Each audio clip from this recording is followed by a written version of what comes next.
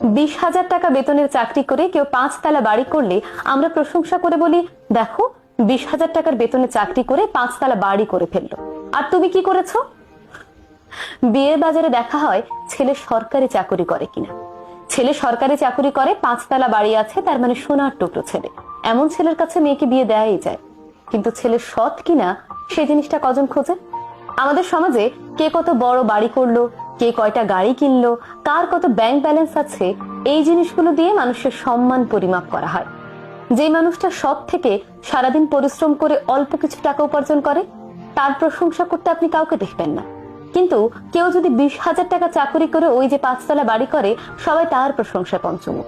কেউ জিজ্ঞেস করে না ওই 20,000 টাকা চাকরি করে সে এত বড় দালান কিভাবে করলো।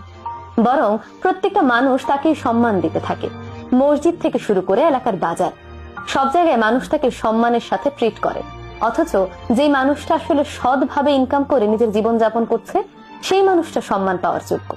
আমাদের সমাজে দুর্নীতি বৃদ্ধির পেছনে যারা দুর্নীতি করছেন তারা যেমন দায়ী, তেমনি আমরাও দায়ী।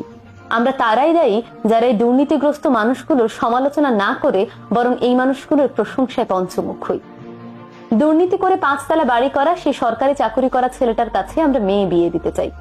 অবশ্য সব সরকারি চাকরিওয়ালা যে দুর্নীতি করেন আমি সেটা বলছি না, কিন্তু সবার আগেই দেখা হয় ছেলেটার ব্যাংক ব্যালেন্স আছে কিনা। সব চাকরি করা ছেলেটার বিয়ের বাজারে পর্যন্ত দাম কম।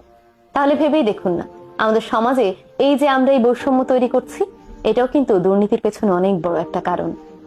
সুতরাং আমাদের এই ধরনের মন মানসিকতাগুলো পরিবর্তন করলেই কেবল আমাদের সমাজ থেকে দুর্নীতি দূর হবে এবং আমরা সুন্দর একটি সমাজ করতে পারবো।